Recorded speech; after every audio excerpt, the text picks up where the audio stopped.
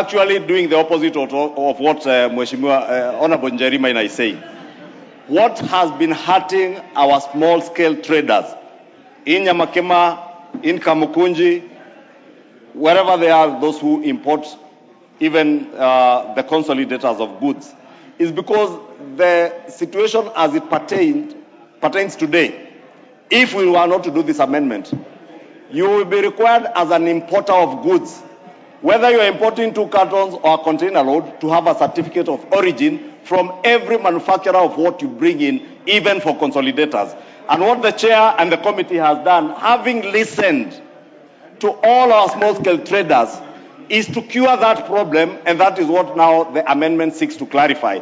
And therefore I want to say, if we truly value the people who suffer because they are not importing from in bulk, and they are not importing from... Leader, I would like to listen to a point of order, please. Let's listen to a point of order. Honorable Speaker, the majority leader is misleading the House. I can confirm, because I have been a small-time importer. There is no point where someone who is importing 2 cartons or 3 cartons needs a COO. Inform yourself. Do not mislead the Kenyan people or members of parliament. Order. So before you come in, the Honorable Majority Leader, so the Honorable Member for Kirinyaga, what do they provide now? When they import into the country, what this document do they provide now? If you consolidate goods, you do not require a COO. You pay VAT, you pay customs, and your goods are released to you. What do they use? Order. What do they use? What do they use to know that? An invoice. Okay. Mr. Chairman. No. The majority leader was on his feet, so it is his chance yet. No, you're going to come in. Okay, do you want to be informed by the chair? The chair can inform me. Okay, go ahead. You know, Honorable Chairperson, that is why it is very important to take your time to read. And I mean to read. Section 44A of the Tax Procedures Act currently states as follows, and this is the law. This section applies to all goods imported into Kenya. No person shall import any goods into Kenya without presenting a valid certificate of origin to the commissioner or an authorized officer. That is the law. So if the honorable member has been importing without a certificate of origin, she says with an invoice. She has been a smuggler. With an invoice. Okay, Ichung'Wa, please proceed to wind way up your... Honorable Speaker. Honorable Speaker. Honorable Speaker, order. If you can allow members to also contribute. The Honorable Order, the member for Kirinyaga, you have debated well. You've raised a point of order. I've given you a chance. Let Honorable Majid also have their chance, please. Go ahead. Honorable Speaker, you know earlier, Honorable Chair, the Speaker, when the substantive Speaker was here, he said, he quoted Shakespeare. Was it Shakespeare? Yes. And said, the law is an ass. The Honorable Njeri Maina is a lawyer. The Chair of Finance is an FCPA. But in CPA, when we are going through our CPA studies, we also study a bit of commercial law. Thank you, Chair, for informing me and educating those of us who are not lawyers, and even including the lawyers who may not have read the law on the provisions of the law. Because that is a fact as it is. Honorable Chair, number 2, before the Honorable Njeri Maina was born, I was trading in Nyamakema, Pilot Corner on Duruma Road, as a small-scale importer. So I am speaking from experience, and what the chair has said is indeed true. And this amendment is now making it easier for our small-scale importers, leave alone the big importers who can get from manufacturers easily certificates of origin. The small-scale Nyamakema importers, these are the people we are helping. And this amendment came from public participation when the chair and the committee, because I observe the public participation. Why would you want to deny those small-scale traders in Nyamakema? The leader of minority wants to inform me, Honorable Chair, I can oblige to that information. The minority leader. Chair, I want to inform the majority leader that one of the problems that we faced in the last election, and people we could not get any votes in your area where you do butchery work is because the former regime introduced and told small-scale traders and consolidators to bring certificate of origin. This government is addressing that. They want people to bring their goods, the small group, without any hiccups, without any problems. Instead of this Wamitego and Omunyoro group appreciating that, they are still making noise. Please wind up. Honorable Chair, as I wind up, what the Honorable Junet says is indeed true. Which one? That you are a butcherman or what? Yes, all of them. Okay. When I left Nyamakima, I also ran a butchery in Kikuyu town, and I am still a meat trader to date. Okay. And I am very proud of that because even my late father was a meat trader all his life. Correct. Honorable Chair, I wanted to agree with the Honorable Junet. Indeed, last month, a relatively middle-aged man, because he wasn't young, so in his early 50s, about 45 years old, from Wemuto here, died and lost his life following an episode that he went through under the last regime, when he imported goods worth, I think, about 25 million shillings.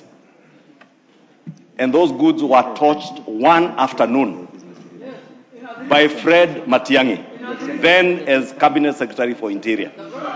That man suffered, slipped into depression, got a lot of other complications, health complications, and we buried him last week in Kabete. This amendment is coming to address those unfortunate small traders who suffered under the last regime. Traders these people who are calling themselves group. Don't want to take your seat. Speak for. Order. You want to finish them. You want to kill other Kenyans. We cannot allow you to kill other Kenyans. The way they were killed by Matiang'i, we will not allow you. Honorable Gisairo, what's out of order? No, give it Honorable Gisairo. Honorable Gisairo, what's out of order? Order. Give him the mic. Use the mic next. The mic next is working. Honorable Chair, we are here to debate and, of course, to also learn. But to learn on truthful and objective, reasoning. Honorable Chair, is it right to say that Honorable Matiang'i burnt somebody's goods? That is unfactual. As a person, is there such an evidence that implicates Matiang'i in the person? Honorable Chair, you see, we can sit here listening to the butcherman, but he cannot go to that extent of naming persons directly. That is wrong. Point taken. Root is killing people.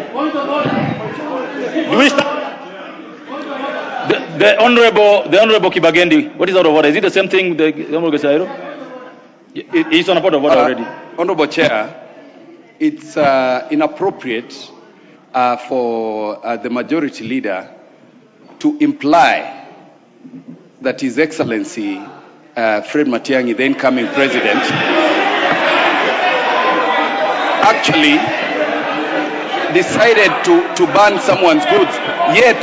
Yet we know we are a few days away from. He's on a point of order. He is on a point of order, so you have to wait for him to finish. We are a few days away from commemorating the death of very many young people that were slaughtered by this regime. The Honorable Kibagendi, I need to get this clear. I need to get this clear from you. Did the Honorable Ichung'Wa say that the Honorable Matiang'i killed someone? Now, the Honorable Ichung'Wa, did you say those words? No, I've asked Honorable Ichung'Wa, not you. I was going to call you Honorable Ichung'Wa. Go ahead. Did you use those words?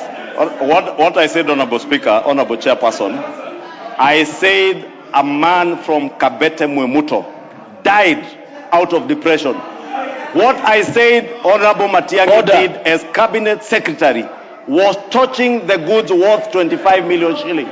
Why were they touched, Honorable Speaker? Let me even make my point so that I finish this debate. This is very personal to me. Because these are people I traded with in Nyamakema. They are people I know in person. I know their families. I saw the suffering that that person went through. He used to live in Kitisuru. He moved to a one-bedroom house in Memuto. Honorable Speaker, why was I saying it? Because the Honorable Njeri Maina purported to be speaking for these Nyamakema traders. Why are you required to provide a certificate of origin? So that you certify that the goods you are bringing into Kenya are not counterfeit goods. Why was that gentleman's goods touched on the 23rd of January 2018? Because they were said to be counterfeit and no verification had been done. These are the painful episodes I'm talking about when Junet said that they could not get votes. It is so painful, Honorable Speaker, and I'm at pains. I would rather not even go beyond it because I don't want to break down. Thank you. But it would be very shameful for any member of parliament today not to protect the small traders in Nyamakema, in Kamukunji, because you want to play politics of Aminyo, I don't know. Well said, Majority Leader. Thank you. The Honorable Junet. Chair. Go ahead. Chair. Order, members, order. Chair, can you protect me? Chair, with your permission, Chair. You have my permission. I really feel, Majority Leader, I really feel the pain the Majority Leader is feeling. Chair, we were in this country, Chair, when small-scale traders' goods worth 1 billion shillings were touched at the river, Mr. Chair. And it is for a fact. I was a friend to Fred Matiang'i. He was a very powerful man. That's the truth. Number two, Chair, it is true that the former regime destroyed goods using the excuse that they don't have certificate of origin, goods over 1 billion shillings, and that has killed people. People died of depression, people lost their blood. Honorable members, that is what this regime I now is addressing. put the question that the new clause 41, I put the question that the new clause 41A be announced a second time. As one opinion say aye. As one opinion say nay.